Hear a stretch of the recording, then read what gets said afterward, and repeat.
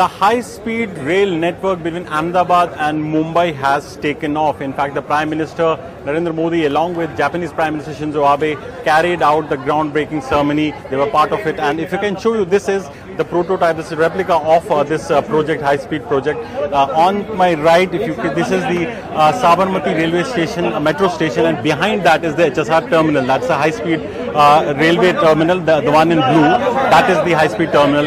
And as you can see, these are the tracks which will be built, the elevated tracks on which the train will go.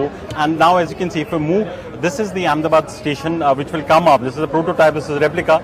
Once it starts from there, then you have the 90% of the track will be on elevation. This will be an elevated track, and if you can see, these are the elevated tracks which will come up once the project is operationalized. And then some of the major stations, there are two types of variants which will run. One, the direct train between Mumbai and Ahmedabad, the other which will have 12 stops on en route. One covering major cities like Vadodara, and also cities like Bharuch and Surat. And in fact, they will cross over many of the rivers, important rivers which cross through Gujarat, Tapi Nadi, and also another rivers which flow through the state, and eventually about 90% of them will be on an elevated platform, as I mentioned. And then when we move towards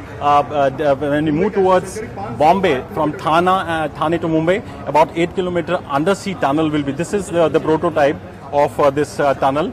If I can show you on the other side, this will be the undersea tunnel, and this will be the tunnel which will undersea tunnel. This will be tunnel which will grow, and that will be the 7-kilometer stretch under the sea. There will be the tunnel through which the train will cross. So clearly, a high technology a project which is coming at a cost of around 1.10 lakh crores. Most of it funded by the Japanese government, as the Prime Minister himself mentioned. But the idea, this prototype, this replica will give you an idea of how sophisticated this project is. This will ensure that the train moves at a very high speed, and eventually the travel time of around 7 to 8 hours, 8 to 9 hours, that will be reduced to around 2.5 hours to 3 hours. And that's something that the government believes that the target which is set for the completion of the project is 2022. That's when the government wants the project to be completed. In Ahmedabad, with camera person Natwar Verma, Rohit Ban for NDTV.